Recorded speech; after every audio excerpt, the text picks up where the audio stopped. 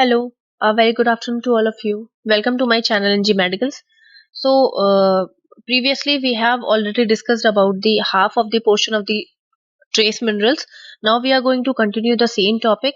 Here we are going to see the copper which is under the trace minerals. So, as we all know that ki copper is also an essential trace minerals that is found mostly our body या कह सकते हैं कि cells of our body.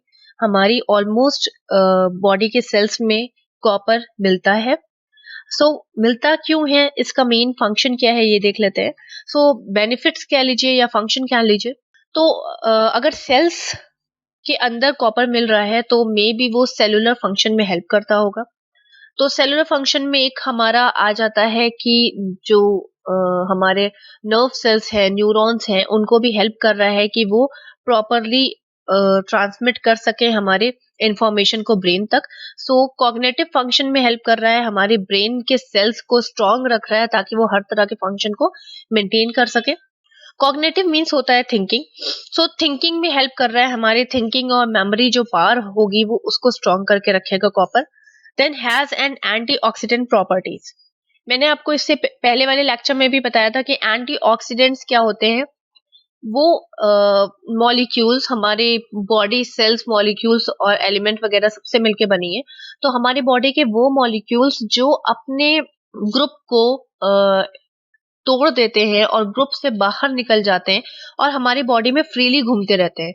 But अगर group से वो बाहर निकल जाएंगे तो उनका जो फंक्शन होगा वो हमारे लिए यूजलेस हो जाएगा। मींस वो हमारे लिए यूजलेस हो जाएंगे। इवन आप कह सकते हो कि वो हमारे लिए डेंजरस हो जाएंगे। तो इन सारे मॉलिक्यूल्स को, फ्री मॉलिक्यूल्स को कॉपर क्या करता है, कंट्रोल करके रखता है।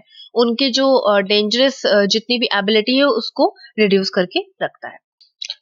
एंटीऑक्सीडेंट फंक्शन करता है। इस मॉलिक्यूल के डेंजरस फॉर्म को रिड्यूस करने को हम एंटीऑक्सीडेंट प्रॉपर्टी बोलते हैं। Okay, may help the boost immunity. तो सिंपल सी चीज है कि ये एंटीऑक्सीडेंट जैसा फंक्शन कर रहा है, लाइक ये हमें इन्फेक्शन से और डेंजरस चीजों से बचा रहा है। तो it also boost the immunity with the help of the immune cells. ये सारी चीजें कर रहा है। Then may improve the cardiovascular health. तो मैंने आपको बताया है कि सेल्स में मिलेगा आपको कॉपर। तो कार्डियक के जितने भी सेल्स हैं, कार्डियक के जितने भी मसल्स हैं जो कि सेल से मिलके बनी है, उन सेल्स में भी हमारा कॉपर मिलेगा। एंड उनकी मसल्स का फंक्शन क्या है कि कार्डियक को पंप कराना।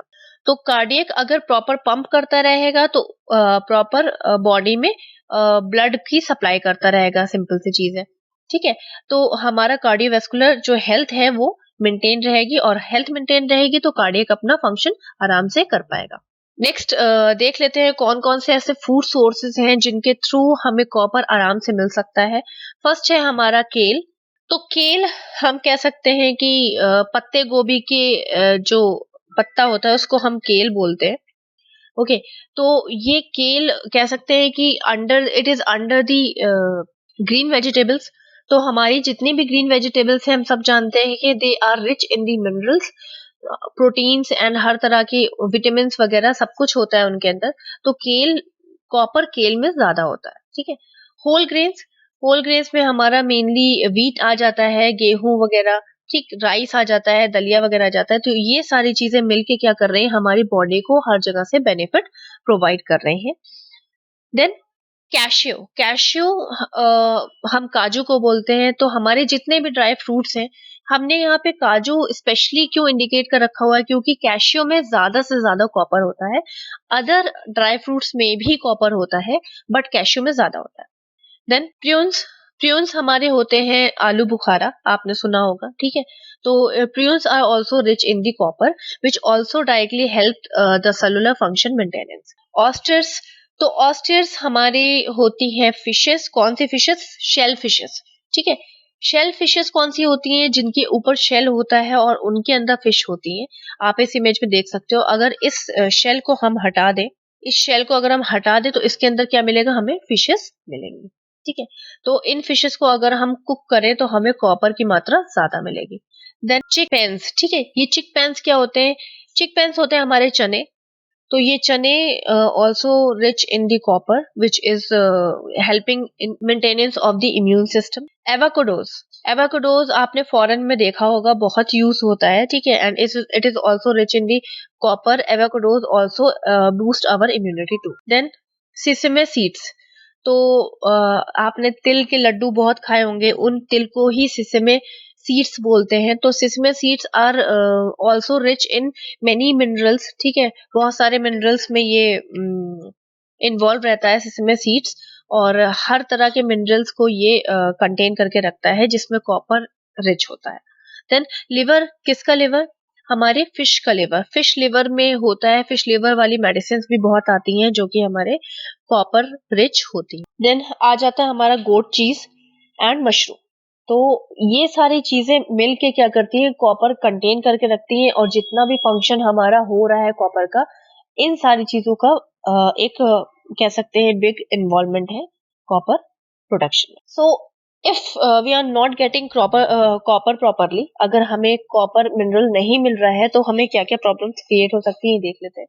तो फैटिक और वीकनेस होगा, क्यों? क्योंकि हमारे सेलुलर फंक्शन अच्छे से नहीं होगा, सेल्स हमारे प्रॉपर फंक्शन नहीं कर पाएंगे, तो हमें क्या होगा कि फैटिक और वीकनेस फील होगा, हमारी बॉडी प्रॉपरली काम नहीं कर पाएगी। देन मेनकेस डिजीज, तो it is a type of the कह सकते हैं न्यूरोलॉजिकल डिजीज, ठीक है, ये ब्रेन की एक डिजीज है जिसमें होता क्या है कि वेट लॉस हो जाता है, वेट इंक्रीज नहीं होता है, और प्रॉपर ग्रोथ एंड डेवलपमेंट नहीं होता है। क्यों? क्योंकि कॉपर क्या है, हमारे सेल्स को प्रॉपरली फंक्शन करने में हेल्प करता है, और अगर सेल्स का ग्रोथ एंड डेवलपमेंट नहीं होगा तो बॉडी का भी नहीं होगा। पेलर हो जाएगा, रंग उड़ जाएगा, देखिए किस तरह से ये रेडिश है, प्रॉपर ये पेल हो चुका है, ठीक, क्योंकि हमारे सेलुलर फंक्शन नहीं हो पा रहे इस वजह से। देन फ्रीक्वेंट इलनेस, हम बीच बीच में बीमार जल्दी जल्दी पड़ते रहेंगे, फ्रीक्वेंटली पड़ते रहेंगे। क्यों बीमार पड़ते रहेंगे? क्योंकि हमारी मेंटल, मैंने आपको बताया है कि ब्रेन के लिए बहुत बेनिफिशियल है, हमारा हार्ट के लिए, तो हमारे वाइटल ऑर्गन के लिए हमारा कॉपर बहुत बेनिफिशियल है। अगर वाइटल ऑर्गन्स हेल्दी नहीं रहेंगे तो हम जल्दी जल्दी बीमार पड़ जाए। देन जॉइंट्स पेन होगा। क्यों जॉइंट्स पेन होगा? क्योंकि देखिए सेल्स हमारे बोन्स में बनते हैं, ठीक, बोन्स में हमारे सेल्स बन नहीं पा रहे हैं प्रॉपरली, आरबीसीज हमारे बन नहीं पा रहे हैं, सेलुलर फंक्शन हो नहीं पा रहा है, हमारे जो बोन्स हैं वो भी हमारी प्रॉपरली डेवलप नहीं हो पा रही, क्योंकि हमारी whole body is made up of the cells, ठीक है। तो जॉइंट्स में पेन होगा क्योंकि जॉइंट्स वीक रहेंगे हमारे, ठीक। नमनेस और टिंगलिंग सेंसेशन होगा। नमनेस क्या होता है? Loss of sensation. Tingling sensation क्या होता है? यूजुअली कह सकते हैं अनयूजुअल सेंसेशन होता है टिंगलिंग सेंसेशन, ठीक है। देन वेट लॉस होगा, बिकॉज हमारी ग्रोथ एंड डेवलपमेंट नहीं हो पा रही है। मसल पेन होगा क्योंकि हमारे सेल्स स्ट्रांग नहीं हो पा रहे। देन टॉक्सिसिटी देख लेते हैं, तो वॉमिटिंग, नॉर्मली वॉमिटिंग फील होगी क्योंकि हमारे जो सेल्स हैं वो हमारे मसल्स भी बनाते हैं, हर तरह के मसल्स बनाते हैं हमारे अंदर। हमारे पास 3 टाइप्स ऑफ मसल्स होते हैं, skeletal muscle, smooth muscle and cardiac muscle. तो हर तरह के मसल जो होते हैं वो वीक हो जाएंगे, सेलुलर फंक्शन प्रॉपर नहीं होगा। तो वॉमिटिंग इसलिए होगी क्योंकि अंदर जो सॉफ्ट ऑर्गन है हमारे स्टमक वगैरह, वो हमारे स्मूथ मसल से मिलके बने होते हैं, और स्मूथ मसल सेल से मिलके बने होते हैं। तो जब वो डाइजेशन नहीं कर पाएगा हमारा स्टमक, तो हमें वॉमिटिंग फील होगी। देन हेमेटोमेसिस, ठीक है, तो blood in vomiting, MSS means होता है वॉमिटिंग, ठीक है, एंड हेमेटोमेसिस कंप्लीट मींस होता है blood in vomiting. Haem means होता है ब्लड, ठीक है। तो प्रॉपरली हमारा फंक्शन नहीं हो पा रहा है, तो ये सब, सॉरी, टॉक्सिसिटी बता रही थी मैं, और मैंने आपको एक्स्ट्रा वो बता दिया, ठीक है। एक्स्ट्रा हो जाएगा तो क्या होगा? एक्स्ट्रा हो जाएगा अगर सेल्स ज्यादा हो जाएंगे या सेलुलर फंक्शन फास्ट हो जाएगा, तो फास्ट फास्ट जो एब्डोमेन है, स्टमक है, कॉन्ट्रैक्शन करेगा, जल्दी जल्दी कॉन्ट्रैक्शन करेगा, और हमें वॉमिटिंग फील होगी, ओके। देन हाइपोटेंशन हो सकता है, मेलिना हो सकता है, कोमा एंड जॉइंटिस हो सकता है। सो हाइपोटेंशन हम जानते हैं कि लो बीपी हो जाएगा। मेलिना मीन्स होता है ब्लैक फीस, है ना, यानी कि कम वो ब्लैक कलर का स्टूल। देन कोमा और जॉइंटिस भी हो सकता है क्योंकि हमारे मसल्स एक्स्ट्रा कॉन्ट्रैक्शन और एक्स्ट्रा फंक्शन कर रहे हैं। देन देख लेते हैं हमारा डेली अलाउंस। तो डेली अलाउंस में हमारा देख लीजिए, मेल और फीमेल्स में ऑलमोस्ट सिमिलर है सब कुछ, ऑलमोस्ट क्या कंप्लीटली सिमिलर है, तो आपको दो दो लर्न करने की जरूरत नहीं है। आप हैश हैश करके फीमेल भी करके इसको लर्न करके आराम से लिख सकते हो एज ग्रुप के अकॉर्डिंग। देन एब्जॉर्प्शन देख लेते हैं। तो हमारा जो कॉपर है अगर हम उसे इनटेक कर रहे हैं कि वो एब्जॉर्ब कहाँ पे हो रहा है ये देख लेते हैं। तो वो एब्जॉर्ब हो रहा है हमारा स्टमक के अंदर, ठीक है। जब तक हमारे स्टमक में ये कॉपर पहुंचता है, मतलब क्योंकि हम फूड सोर्सेस के थ्रू कॉपर ले रहे हैं, तो फूड सोर्सेस हमारे कहाँ जा रहे हैं, एब्डोमेन में जा रहे हैं। एब्डोमेन क्या कर रहा है, उसको डाइजेशन पे लगा रहा है, डाइजेस्ट करके उसको एब्जॉर्ब कर रहा है जितना नीडेड है, और इंटेस्टाइन के अंदर भी ये चीज एब्जॉर्ब हो रही है। यानी अपर इंटेस्टाइन मींस ड्यूडेनम में ये चीज एब्जॉर्ब हो रही है। ड्यूडेनम क्या है, ड्यूडेनम जस्ट एब्डोमेन के बाद वाला जो पार्ट है, और इंटेस्टाइन और स्टमक के बीच का जो पार्ट है उसको हम ड्यूडेनम बोलते हैं। Okay, synthesis of the copper किस में हो रहा है, it is found in the connective tissue, यानी कि जितने भी हमारे कनेक्टिव टिश्यूज हैं, जैसे स्किन पे हमारे कनेक्टिव टिश्यू, बोन में है, वहां पे इसका सिंथेसिस हो रहा है। एक्सक्रीट आउट कैसे हो रहा है, अब भाई सिंपल सी चीज है कि हमें एक्स्ट्रा भी नहीं चाहिए और हमें कम भी नहीं चाहिए। मान लीजिए हमें कम हो जाएगा तो डिफिशियंसी हो जाएगी, एक्स्ट्रा हो जाएगा तो टॉक्सिसिटी बहुत ज्यादा डेंजरस है। तो डिफिशियंसी में तो हम उसे ले लेंगे, एक्स्ट्रा कहीं से भी सोर्सेज ले लेंगे, टॉक्सिसिटी नहीं होनी चाहिए। तो एक्सक्रीशन कहाँ से, हमारी बॉडी भी तो मैनेज करके चलती है ना, तो कहाँ से एक्सक्रीट आउट कराएगी। पहले देखिए हमने कॉपर कंटेनिंग फूड खाया, खाने के बाद वो हमारे स्टमक में गया, मैंने आपको बताया स्टमक में वो एब्जॉर्प्शन हो जाता है। उसके बाद हमारे इंटेस्टाइन में एब्जॉर्प्शन हो जाता है जितना जरूरत होती है, और जितना यूजलेस होता है वो सब फीसस के थ्रू बाहर निकल आता है। अच्छा, अब इंटेस्टाइन ने जितना एब्जॉर्ब किया वो कहाँ गया, वो गया हमारे ब्लड के अंदर, ब्लड सप्लाई के अंदर। ब्लड सप्लाई हमारी ब्रेन में भी जाती है, तो कॉपर हमारा ब्रेन में भी गया, लिवर में भी जाती है, कॉपर हमारा लिवर में गया, अदर टिश्यूज और ऑर्गन में भी जाती है, वहां पर भी हमारा कॉपर पहुंच गया, गॉल ब्लैडर में पहुंच गया, किडनी में पहुंच गया। अब हमारी बॉडी को लगा या ब्रेन को लगा कि अब तो कॉपर की नीड नहीं है, अब क्या जरूरत है इस कॉपर को पूरे ब्लड सप्लाई के साथ घुमाने की। तो क्या होता है, किडनी फाइनल डिसीजन लेती है। किडनी क्या करती है, जितना भी यूसेज होना होता है कॉपर का, बचा कुछ जितना भी यूसेज होना होता है वो उसको यूज कर लेती है, और जितना भी एक्स्ट्रा होता है और हमारी बॉडी को नीड नहीं होती है, ब्रेन उसको मैसेज करता है कि अब नीड नहीं है, और वो यूरिन के थ्रू से बाहर निकाल देती है। ये है हमारे कॉपर का एक्सक्रीशन। नेक्स्ट आ जाते हैं मैग्नीज। तो मैग्नीज भी मेनली रिक्वायर होता है for the normal functioning of your brain, brain के लिए ये भी फंक्शन करता है, ठीक है। इसके भी बेनिफिट्स हम देख लेते हैं। तो ये ब्लड शुगर लेवल को कंट्रोल करके रखता है, कैसे, ये हमारे इंसुलिन को बनने के लिए हेल्प करता है, और हम सब जानते हैं कि जो इंसुलिन है वो हमारे ग्लूकोज को कम करके रखती है, मैनेज करके रखती है। तो डायबिटीज कब होती है, जब या तो इंसुलिन लेवल लेस है, या तो इंसुलिन सही से प्रोड्यूस नहीं हो रहा है ना, या तो बहुत एक्स्ट्रा ग्लूकोज हो रहा है और इंसुलिन सही से वर्क नहीं कर पा रहा है। तो सारी चीजें इंसुलिन से भी रिलेटेड है, और भी ज्यादा रीजंस हैं, पर आप काम भर का भी सुनो, ठीक है। Then prevent osteoporosis. तो ऑस्टियोपोरोसिस कैसे प्रिवेंट कर रहा है, क्यों, क्योंकि हमारा जो मैग्नीज है वो हमारी बोन्स को स्ट्रॉन्ग करके रखता है। अगर मैग्नीज नहीं मिलेगा तो हमें ऑस्टियोपोरोसिस हो जाएगा। ऑस्टियोपोरोसिस क्या होता है कि बोन सेल्स जो होते हैं, वो हमारे जो बोन के सेल्स होते हैं वो वीक हो जाते हैं, और बोन अंदर से खोखली हो जाती है, ठीक है, और फ्रैक्चर बहुत आराम से हो जाता है। Then maintain the thyroid health. तो हमारे थायराइड हार्मोन, हमारे थायराइड ग्लैंड जो है वो रिलीज करती है। तो ये क्या करता है, मैग्नीज थायराइड ग्लैंड को अप टू डेट करके रखता है कि जितना भी नीड हो वो उतना रिलीज कर दे time to time. Improve metabolic function and digestion. So manganese क्या कर रहा है कि हमारे जो जीआई ट्रैक है उसको भी एक्टिवेट करके रख रहा है, जिससे कि हमारा डाइजेशन प्रॉपर होता रहे, और हमारे सेलुलर फंक्शन को भी मेंटेन करके रखता है कि सेल्स की जितने भी फंक्शंस है बॉडी के लिए, सेलुलर ग्रोथ एंड डेवलपमेंट हो गया, सेलुलर रेस्पिरेशन हो गया, ये सारी चीजें मैग्नीज इसमें कंट्रीब्यूशन कर रहा है, हेल्प कर रहा है, ठीक। फिर प्री मेंस्ट्रुअल सिंड्रोम को मेंटेन करके रख रहा है, लाइक इंक्रीज नहीं होने दे रहा है। अब प्री मेंस्ट्रुअल सिंड्रोम क्या होता है, पीरियड से पहले कुछ चिड़चिड़ापन हो जाता है, मूड स्विंग्स होते हैं, ब्रेस्ट टाइटनेस हो जाती है, टेंडरनेस हो जाती है, ठीक है, पेन होता है एब्डोमेन में।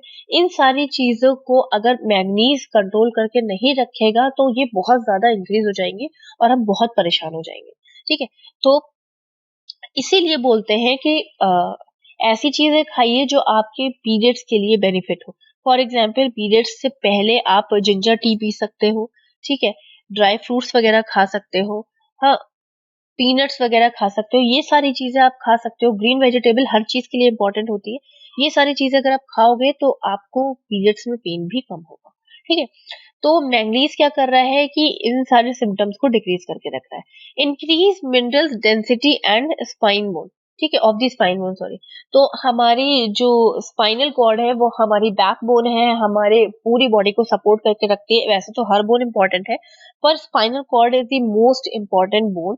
क्यों? क्योंकि हम मूव कर रहे हैं, हम लाई डाउन कर रहे हैं, हम वॉक कर रहे हैं, हम रन कर रहे हैं, हम सिट, ये सारी चीजें हम स्पाइनल कॉर्ड के थ्रू कर पा रहे हैं। ठीक, सो हमारे स्पाइनल कॉर्ड को मेनली स्ट्रॉन्ग करके मैंगनीज रखती है। Then monitor the activity of the free radicals in the body. तो मैंने आपको बताया ना कि कुछ मॉलिक्यूल्स होते हैं जो अपना बॉन्ड तोड़ देते हैं, हमारी बॉडी के अंदर फ्रीली घूमते हैं और वो हमारे लिए डेंजरस होते हैं। मैंगनीज उनको भी डिटेक्ट करता है और किल करने में हेल्प करता है। ओके, ऐसे कौन कौन से सोर्सेस हैं जो कि मैंगनीज को एक्टिवेट करने में और मैंगनीज को इंक्रीज करने में हेल्प करते हैं? तो आउटर सोर्सेस हम देख लेते हैं। फर्स्ट ऑफ ऑल हमारा ओट्स आ जाता है। तो ओट्स आर सुपर, कह सकते हैं, rich in manganese and also promote the weight loss. ठीक है, तो कहा जाता है ना, ओट्स खाओ, वेट लॉस करना है। आपने ऐड भी देखा होगा, ओट्स खाओ, हेल्दी है। तो हाँ, वो सच में हमारे वेट लॉस में हेल्प करता है और उसके अंदर मैग्नीज होते हैं, हमें वीकनेस भी नहीं होने देता है क्योंकि सेलुलर एनर्जी प्रोवाइड करता है। देन आलमंड्स, तो आलमंड्स आर, कह सकते हैं, full of manganese plus protein plus fats. ठीक है, and it is also beneficial for the vital organs like brain and heart, है ना। तो मैंगनीज तो इसके अंदर होता ही होता है। तो मैंने आपको बताया ना कि ब्रेन और हार्ट के लिए भी मैंगनीज बहुत इंपॉर्टेंट होता है। तो आलमंड्स अगर आप खाओगे तो मेन इसका फंक्शन बहुत अच्छा बॉडी के लिए रहेगा, तो खाया करिए। देन सोयाबीन, तो सोयाबीन बहुत सारे लोग शायद नहीं पसंद करते होंगे, but soybean is also so important. along with manganese it is also having, कह सकते हैं, फाइबर्स, प्रोटीन्स, कैल्शियम वगैरह सब कुछ इनके पास होता है और ये सारी चीजें कंबाइन करके हमारी बोन की स्ट्रेंथ को बढ़ाती है। देन स्पेनिच, यानी कि पालक, तो ग्रीन वेजिटेबल है, इनका तो पूरा लाइक स्वैग है, स्वैग, है ना। क्योंकि ये क्या करते हैं, ग्रीन लीफी वेजिटेबल्स हमारे लिए हमेशा बेनिफिशियल है। आप भले ही इसको घास बोलते होगे, है ना, और नॉनवेज पसंद करते होगे, बट फैक्ट इज कि they are always beneficial for your health. Then pineapple, so pineapple में भी हम, पाइनएप्पल के अंदर भी it is also rich in, कह सकते हैं, manganese plus vitamin C. So ये दोनों मिलके क्या करते हैं, हमारी इम्यूनिटी को मेंटेन करके रखते हैं। ओके, फिर इनटेक देख लेते हैं, डेली इनटेक देख लेते हैं। तो डेली इनटेक में आप देख लो कि सेम है मेल और फीमेल में। यहाँ पे देख लेते हैं, 4 से, कहाँ पे हो गया, 4 से 8 ईयर तक सेम है, उसके बाद हमारा चेंजेस हुए। ठीक, तो 4 से 8 ईयर तक तो आप आराम से लर्न कर सकते हो, उसके बाद 9 से 13 के से चेंजेस हुए। और प्रेगनेंसी और लैक्टेशन में भी सेम है, दैट इज 2.6 mg पर। डिफिशियंसी हो जाएगी तो देखिए, मैं लर्न करने का एक आपको एक सिंपल सा तरीका बताती हूँ। डिफिशियंसी आप लर्न करने की जरूरत नहीं है, जितने भी बेनिफिट्स आपने पढ़े हैं उसका जस्ट अपोजिट लिख दो। फॉर एग्जाम्पल, क्या क्या बेनिफिट्स हमने पढ़ा है देख लेते हैं एक बार। शुगर लेवल कंट्रोल कर रहा है, अगर डिफिशियंसी हो जाएगी तो इंसुलिन फंक्शन प्रॉपर नहीं करेगा, शुगर लेवल कंट्रोल नहीं कर पाएगा। ऑस्टियोपोरोसिस प्रिवेंट कर रहा है, अगर डिफिशियंसी हो जाएगी तो बोन वीक हो जाएगी। ठीक है, थायराइड फंक्शन वीक हो जाएगा, मेटाबॉलिक फंक्शन, डाइजेशन वीक हो जाएगा। ठीक है, प्री मेंस्ट्रुअल सिंड्रोम नहीं मैनेज हो पाएगा, स्पाइनल कॉर्ड वीक हो जाएगी। ठीक है, फ्री रेडिकल्स आराम से घूमेंगे और वो कंट्रोल नहीं हो पाएगा। सिंपल, बन गया आपका डिफिशियंसी। और टॉक्सिसिटी देख लेते हैं एक बार। टॉक्सिसिटी में इन्होंने बोला है कि अगर टॉक्सिक हो जाएगा तो ये न्यूरोलॉजिकल डिसऑर्डर कर सकता है। देन नेक्स्ट आ जाते हैं कोबाल्ट। कोबाल्ट हमारा लास्ट है, सारे हमने ट्रेस और मिनरल्स और मेजर मिनरल्स पढ़ लिए थे। तो कोबाल्ट देख लेते हैं, कोबाल्ट क्या है।